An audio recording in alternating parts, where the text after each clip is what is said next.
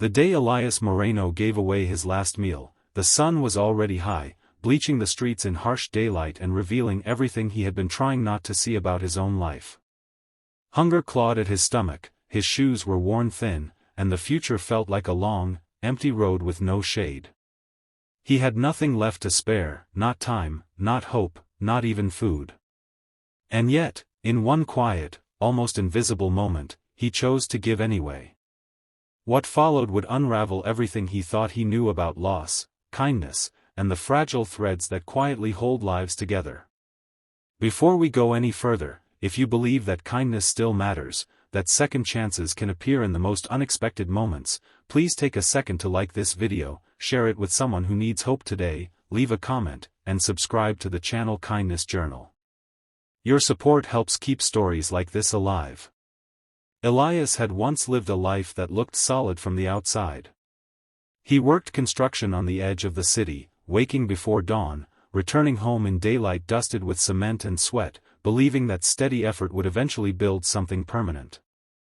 But a workplace accident shattered his ankle, then his job, then the delicate financial balance he had been standing on. Bills piled up faster than his body healed. His savings evaporated. When the rent notice finally arrived, red ink screaming urgency, there was no family left to call, no safety net waiting beneath him. He packed what little he could carry and began sleeping wherever the city allowed him to disappear. Daytime was the hardest. At night, darkness softened everything, but the daylight exposed him. People walked past quickly, eyes trained forward, as if hunger and homelessness were contagious. Elias learned how to sit still, how to fold himself into corners of public spaces, how to become part of the background. Pride was a luxury he could no longer afford, yet he still held on to one thing: he never asked for more than he absolutely needed. That afternoon, he stood in line at a small outreach kitchen run by volunteers near the bus terminal. The sun beat down, bouncing off concrete, and the air smelled of exhaust and fried food. The meal was simple: a sandwich, an apple, a small carton of milk. It wasn't much, but to Elias it meant survival until tomorrow. He wrapped his fingers around the paper bag like it might vanish if he loosened his grip. As he stepped away from the serving table, he noticed a man sitting alone on the curb. The stranger looked worse off than most. His clothes hung loosely, his skin pale and stretched, his eyes unfocused as if he were somewhere else entirely. He was shaking, not from cold but from exhaustion and hunger so deep it hollowed him out. Something about the man's stillness made Elias stop. It was the stillness of someone who had already given up asking. Elias hesitated. He had been trained by experience to protect what little he had. Every instinct told him to keep walking, to save himself.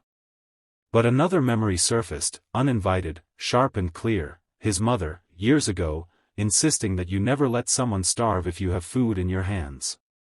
She had lived through scarcity and believed generosity was a form of resistance against despair. Standing there in full daylight, Elias felt that old lesson press against him like a weight. He sat down beside the stranger and gently placed the bag between them. He did not explain himself. He did not ask questions. He simply split the meal in half and pushed most of it toward the man, keeping only the apple for himself.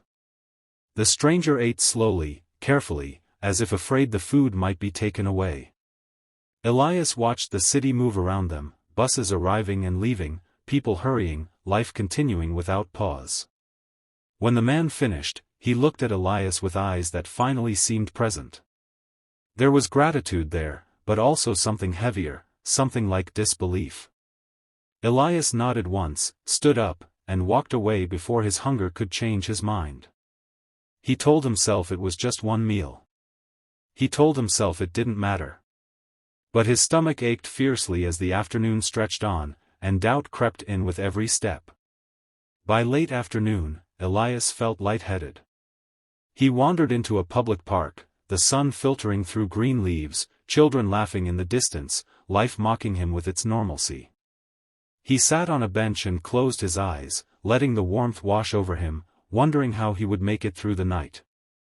That was when he heard his name. At first, he thought it was a mistake. No one called his name anymore. He opened his eyes to see the stranger from earlier standing a few feet away, no longer shaking, holding something in his hand. The man looked different now, more grounded, more alive. In his palm was a small card, slightly bent. The stranger explained, haltingly, that he had been trying to find Elias. He said the meal had pulled him back from a dangerous edge. He had been released from the hospital that morning with nowhere to go, battling an illness that drained his strength and left him invisible. He told Elias that before the streets, before the sickness, he had owned a small printing business. The card he handed over bore his name, Mateo Cruz, along with an address and a phone number. Mateo said that kindness like that didn't disappear. He said it circled back. He asked Elias to come by the next day, promised nothing, but insisted he try. Elias took the card, unsure what to feel. Hope had hurt him before. But there was sincerity in Mateo's eyes that made it hard to dismiss the offer entirely.